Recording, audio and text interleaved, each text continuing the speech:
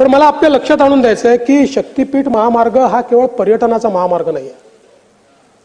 शक्तीपीठ महामार्गामुळे मराठवाड्याचा वेगानं आर्थिक आणि औद्योगिक विकास होणार आहे. त्याकरता हा महामार्ग महत्त्वाचा आहे. मराठवाड्यामध्ये सर्वाधिक हा महामार्ग जाणार आहे आणि आपला जो कोकण आणि दक्षिण महाराष्ट्र आहे हा सेंट्रल इंडियाशी जोडणारा हा महामार्ग आहे.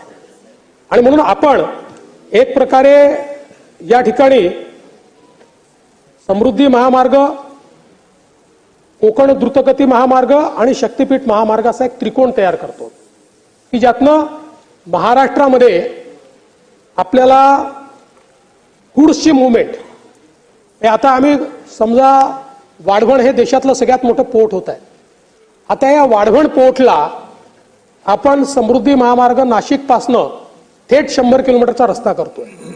त्याचा फायदा काय होईल? एक तर नाशिकला तर होईलच, नाशिक वाढवणचं नवीन औद्योगिक केंद्र नाशिक तयार होईल, पण त्यासोबत समृद्धी महामार्गावरचे सगळे जेवढे जिल्हे आहेत त्यांना पोर्ट कनेक्टिव्हिटी मिळेल. शक्तीपीठ महामार्गावरचे जेवढे जिल्हे आहेत त्यांना वेगळ्या प्रकारची पोर्ट कनेक्टिव्हिटी मिळेल.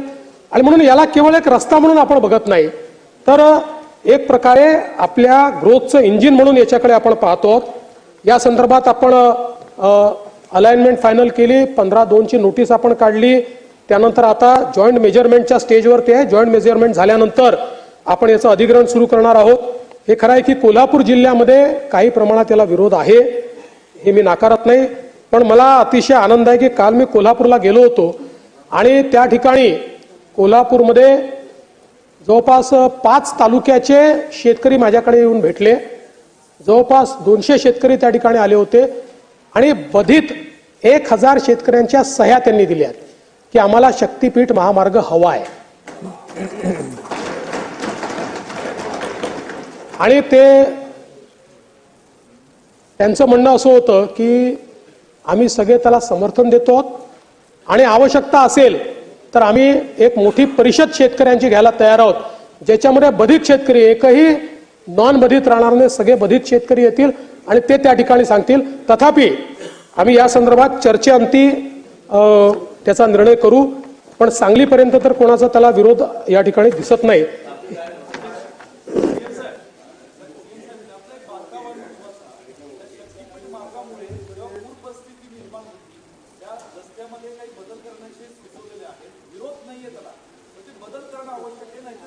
कुठलीही सकारात्मक सूचना या ठिकाणी, कुठलीही कदम साहेब सकारात्मक सूचना असेल तर त्याचा निश्चितपणे आपण विचार करू. शेवटी एखादं प्लॅनिंग हे इव्हॉल्व्ह होत असतं.